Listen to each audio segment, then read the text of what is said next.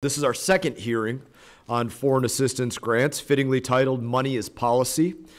And that is the reality. Money talks and it shapes our foreign policy. When we send foreign aid abroad, number one, it all comes from the American taxpayer.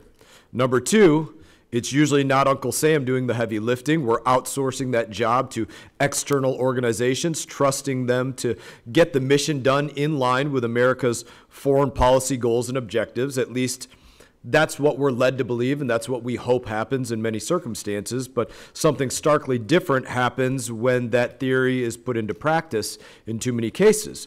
When the State Department cuts a check to an NGO abroad, whether it is Humanist International or the Red Cross or some other group, what those entities then do on the ground effectively becomes U.S. policy paid for by the U.S. taxpayer. They're meant to be implementing U.S. taxpayer policy with the dollars that are given to them by State Department. Today, we're going to look at both good and bad grants. Unfortunately, because of the way these grants are structured, it seems that in many cases, from my observation, State Department may not have a clue what its implementing partners are doing. Or State Department doesn't care what its partners are pushing in terms of ideological agendas abroad that a large portion of the American people would not be supportive, or our Constitution. Or the State Department knows what's happening and may be ignoring what's happening because they actually support it even though they may know it's wrong. All three of those are problematic situations if any of them are occurring. Let's kick things off with something that I've spoke about in length. Atheism grant in Nepal. For years, the State Department has swore up and down that Humanist International was not promoting atheist networks, expanding atheism, or promoting atheism in Nepal. This has gone on for years with a back and forth between this committee and the State Department.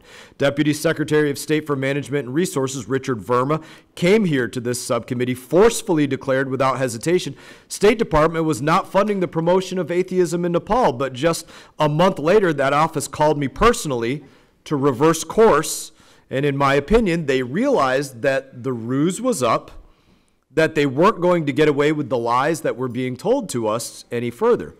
So they had to start digging themselves out of this hole, and they discovered that Humanist International had not actually been straightforward with them.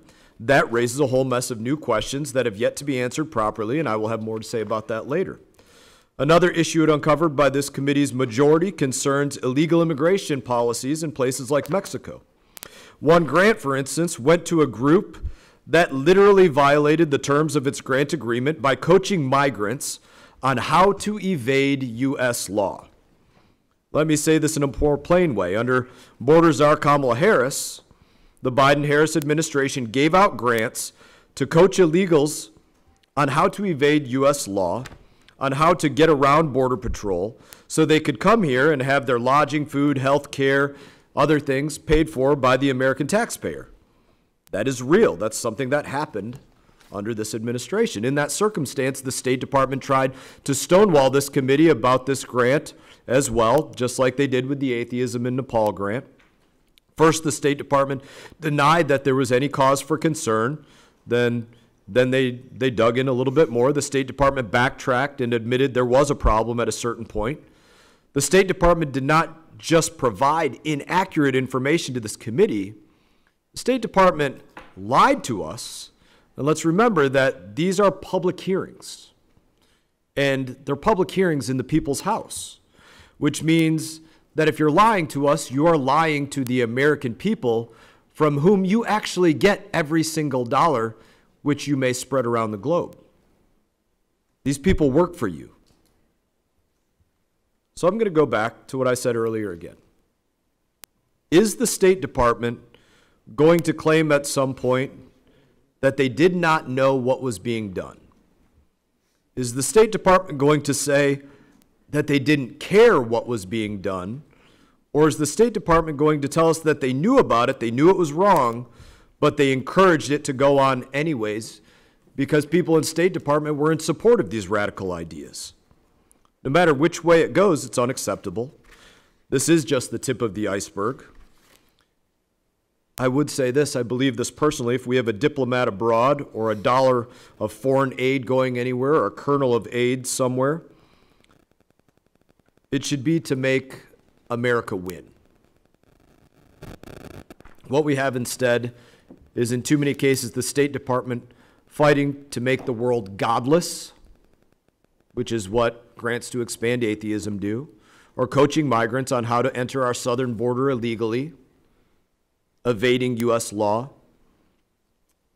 Let me switch gears for 1 second here in the negative time I have remaining, because I've already gone over.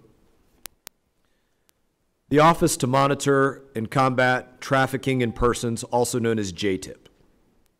JTIP seems to be doing a damn good job of picking solid projects and following up on them, in my opinion. We've examined this office as well.